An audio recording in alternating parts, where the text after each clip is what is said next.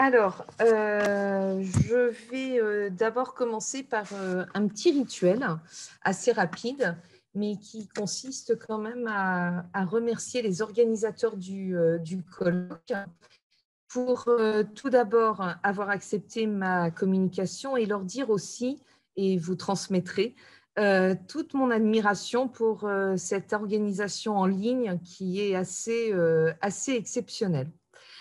Alors, comme vous l'avez dit, je suis d'Aix-Marseille Université. Je suis enseignante à ce qu'on appelle aujourd'hui en France l'Institut national supérieur du professorat et de l'éducation. Et je participe en particulier à la formation des futurs professeurs des écoles. Je suis également membre d'un programme de recherche intitulé Gestes créatifs et activités formatives au sein du laboratoire ADEF qui participe à la Fédération de recherche Sphère Provence. Alors, j'ai tenu à préciser ces deux points, INSPE et programme de recherche, parce que d'une certaine manière, ils expliquent un petit peu le titre de ma communication, donc construire une polyvalence créatrice de liens pour une cohésion des enseignants dans le premier degré. Il s'agit en effet ici d'étudier en lien avec les objectifs du programme de recherche GCAF, le rapport au savoir-faire et au savoir-être que les apprenants, c'est-à-dire ici les futurs professeurs des écoles, entretiennent dans leur pratique et en particulier le rapport qu'ils peuvent avoir avec ce qui est considéré comme le cœur de leur métier, c'est-à-dire la polyvalence. Alors, ce préambule me semblait nécessaire en fait pour expliquer le sujet de cette communication, c'est-à-dire la formation des futurs professeurs des écoles à une polyvalence efficiente parce que créatrice de liens, afin que ces enseignants du premier degré puissent assurer la cohésion du parcours d'apprentissage de leurs élèves, comme le prescrit le référentiel des compétences professionnelles des métiers du professorat et de l'éducation, publié en 2013 et qui sert encore de base à la formation au sein des INSPE. Alors, je commencerai par présenter le contexte de formation tel qu'il est pensé actuellement à l'INSPE d'Aix-Marseille, même s'il va changer d'ici peu. Réforme de la formation oblige. Donc, ce contexte de formation, je vais essayer de le mettre en relation avec un cadre théorique, scientifique, consacré à la polyvalence et à l'interdisciplinarité, avant de montrer les premiers résultats d'une enquête qui a été réalisée entre décembre et février 2019 auprès des étudiants qui ont suivi une formation interdisciplinaire. Alors, quel est le cadre de la formation des étudiants qui se destinent au professorat des écoles, donc à l'enseignement dans le premier degré? Ils sont inscrits en master des métiers de l'enseignement, de l'éducation et de la formation. Ils suivent un cursus sur 2 ans et passent un concours de recrutement en fin de première année.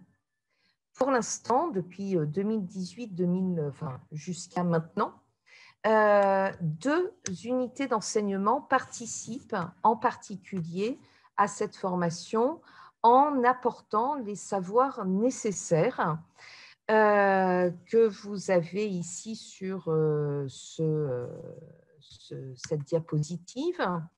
Mais alors que les prescriptions institutionnelles encouragent à la polyvalence, la formation est actuellement abordée en fait par une hyper spécialisation disciplinaire.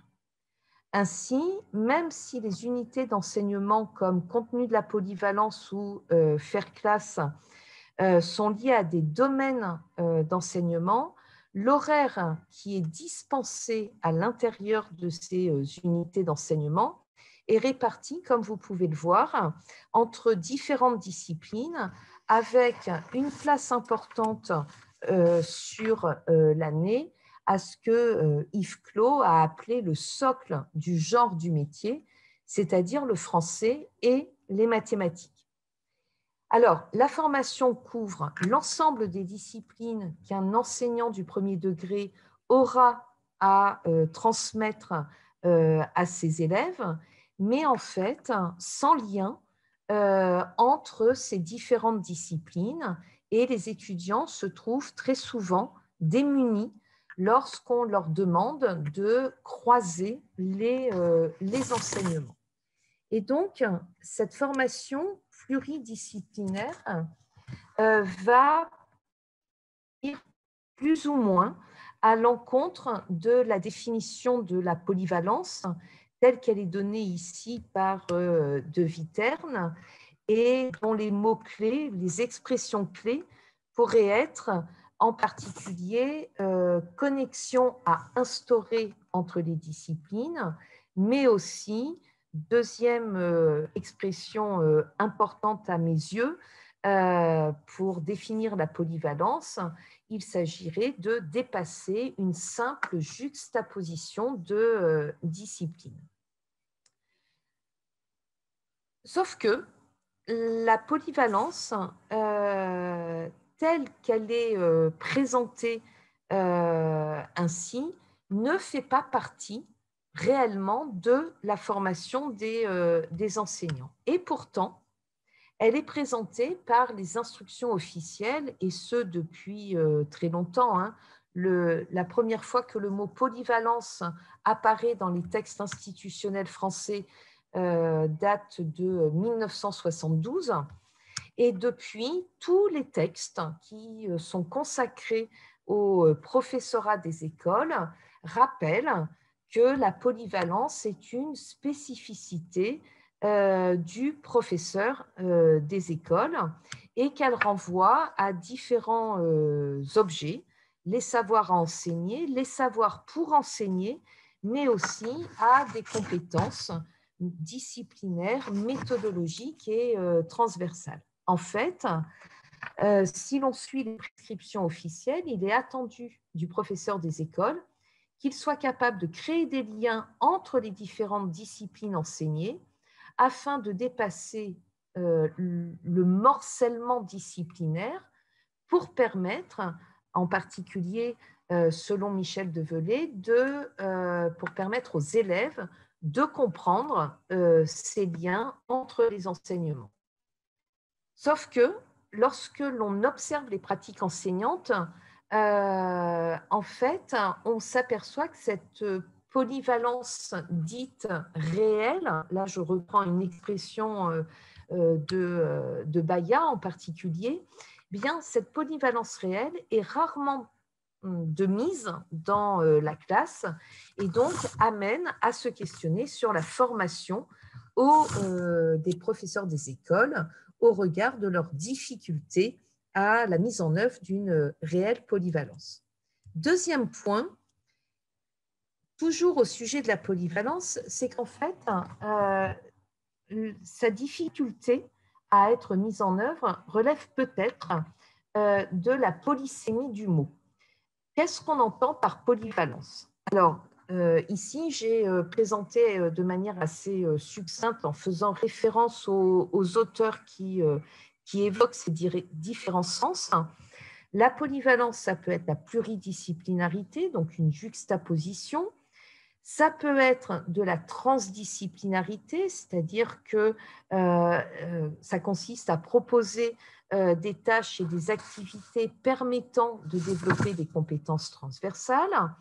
Elle peut être aussi, cette polyvalence peut correspondre à de la polyfonctionnalité, c'est-à-dire qu'on va demander aux professeurs des écoles d'être capables de travailler avec des partenaires différents, mais aussi d'instruire tout en éduquant, donc polyfonctionnalité.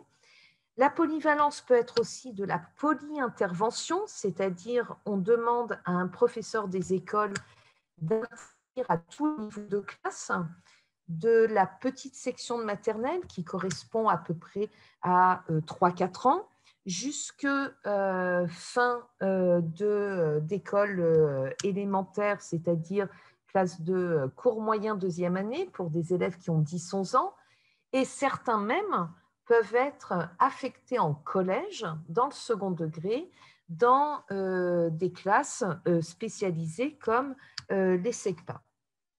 Et dernier sens donné à la polyvalence, c'est l'interdisciplinarité, c'est-à-dire la maîtrise de la connexion entre les différents enseignements.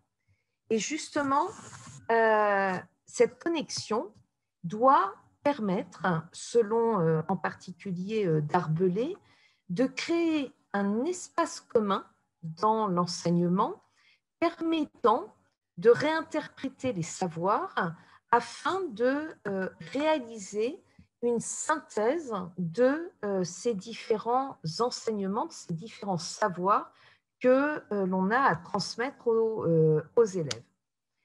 Ça ne se fait pas de manière, je dirais, magique, ça doit s'apprendre et donc on doit, pour rejoindre Sauvé, former les futurs professeurs des écoles par l'interdisciplinarité, c'est-à-dire en faisant, dans le cadre de leur formation, du lien entre les enseignements, former aussi à l'interdisciplinarité en leur donnant des exemples de démarches et les former pour qu'ils soient aptes à mettre en place justement ce croisement des enseignements et qu'ils soient aptes à créer cet espace commun.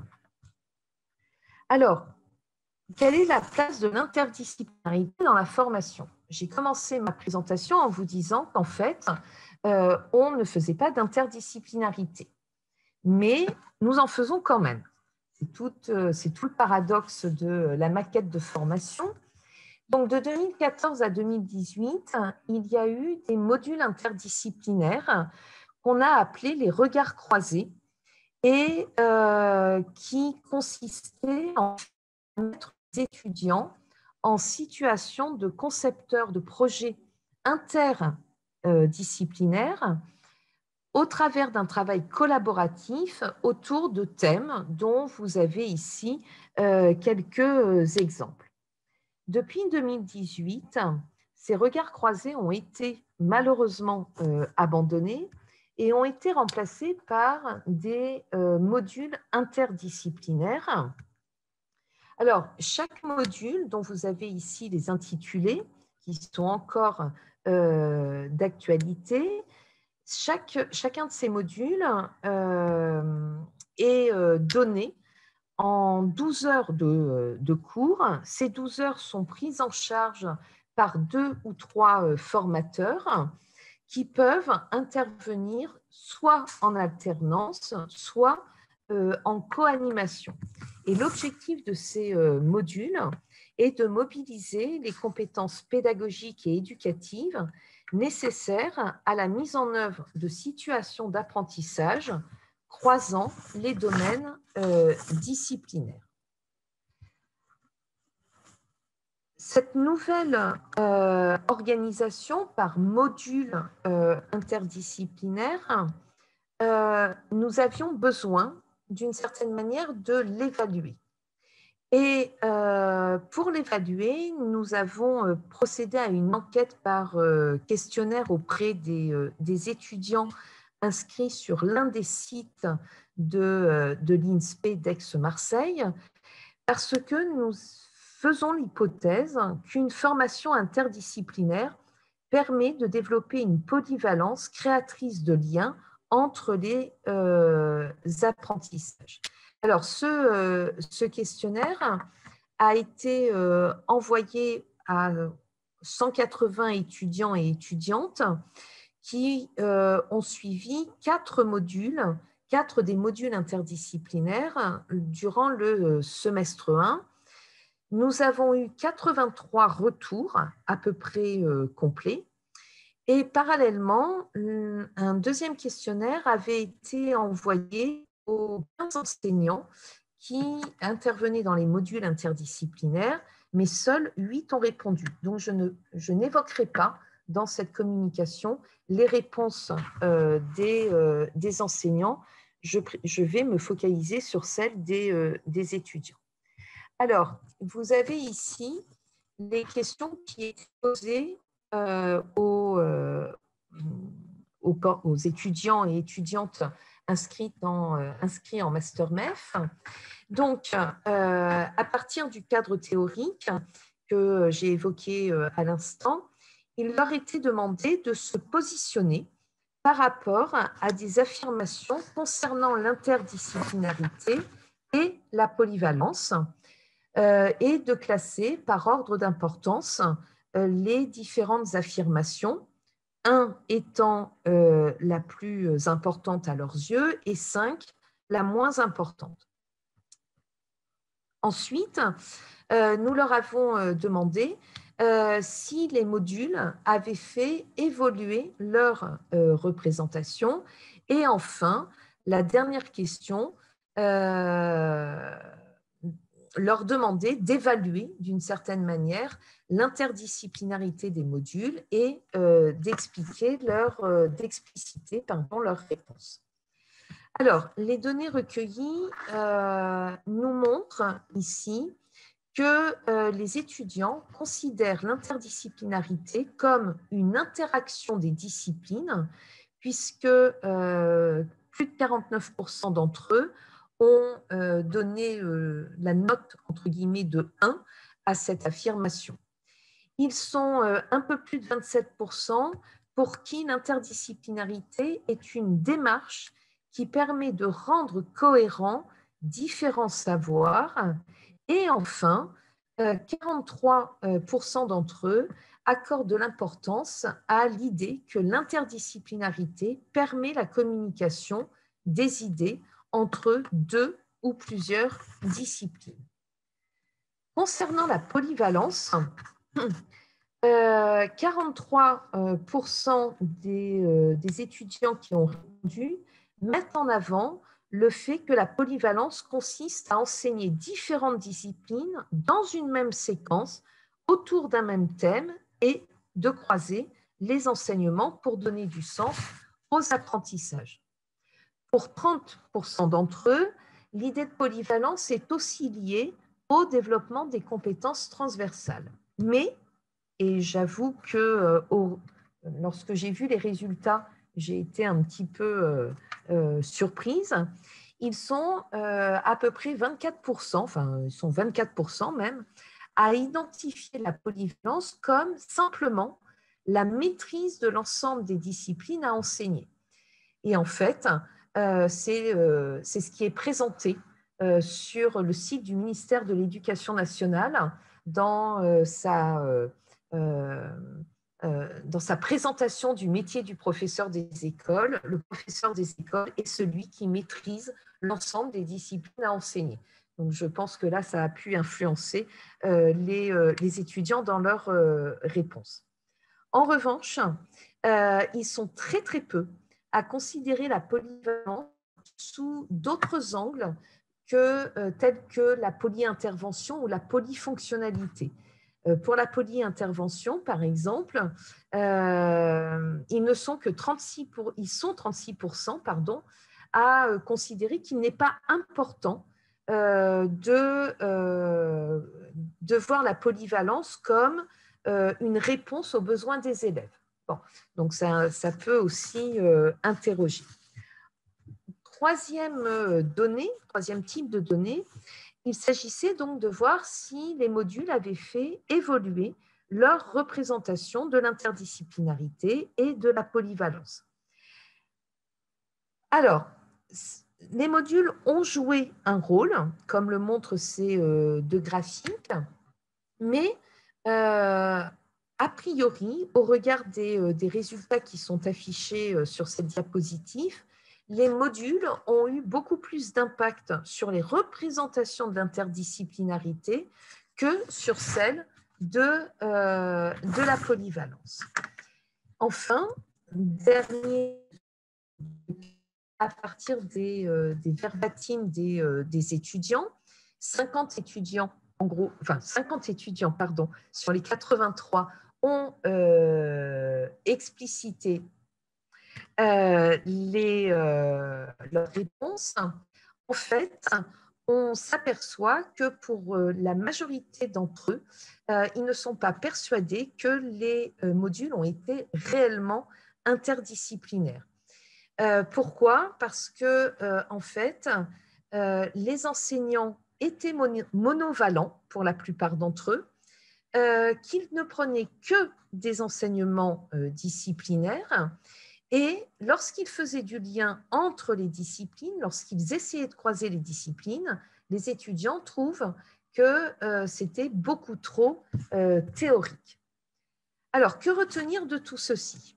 Au regard de l'ensemble des données, il apparaît donc que les étudiants ont compris l'interdisciplinarité comme un dialogue entre les disciplines qui permet de donner du sens aux apprentissages, même si ils regrettent de ne pas avoir réellement vécu, dans le cadre des modules qu'ils ont suivis, ce dialogue entre disciplines. Leur représentation de la polyvalence va dans le même sens, puisque pour une majorité d'entre eux, cette dernière consiste à enseigner différentes disciplines en les croisant pour créer du sens aux apprentissages. Et donc, pour eux, la polyvalence est bien perçue par son aspect interdisciplinaire, alors que leur formation est avant tout pluridisciplinaire avec une juxtaposition des enseignements. Pour qu'une formation reste donc que ces verbatims nous questionnent en fait sur les difficultés à former par, à et pour l'interdisciplinarité. Et en fait, cette formation ne peut être efficiente, selon Régé-Collet, que sous certaines conditions. Vous avez ici, et je ne les développe pas par manque de temps, les indicateurs que l'auteur a définis pour mesurer la place réelle de l'interdisciplinarité de formation. Et en fait, ce n'est, me semble-t-il, qu'en prenant en compte ces différents points, qu'une formation par l'interdisciplinarité peut être réellement efficiente. C'est d'ailleurs en s'appuyant sur ces indicateurs que certains enseignants ont pensé les modules et on voit, et je n'ai pas la possibilité de le montrer là, mais on voit qu'en fonction des modules, les étudiants les présentent beaucoup plus interdisciplinaires que d'autres, et ceux qui sont présentés comme réellement interdisciplinaires sont ceux qui ont suivi cette organisation des savoirs et cette organisation du travail. Alors, puis-je maintenant confirmer mon hypothèse de départ? Je ne m'y hasarderai pas parce que c'est j'allais dire une première étude, c'est un travail sur un temps long qui continue d'ailleurs actuellement. Mais en fait, cette étude, cette ébauche de recherche permet de mettre en évidence que l'interdisciplinarité et par là même la polyvalence, qui, je le rappelle, est une prescription officielle, ne prend sens à une unique condition, c'est que les enseignants en charge de la formation des futurs professeurs des écoles pratiquent eux-mêmes l'interdisciplinarité et soient eux-mêmes peut-être un petit peu plus ouverts à la polyvalence. Je vous remercie pour votre attention.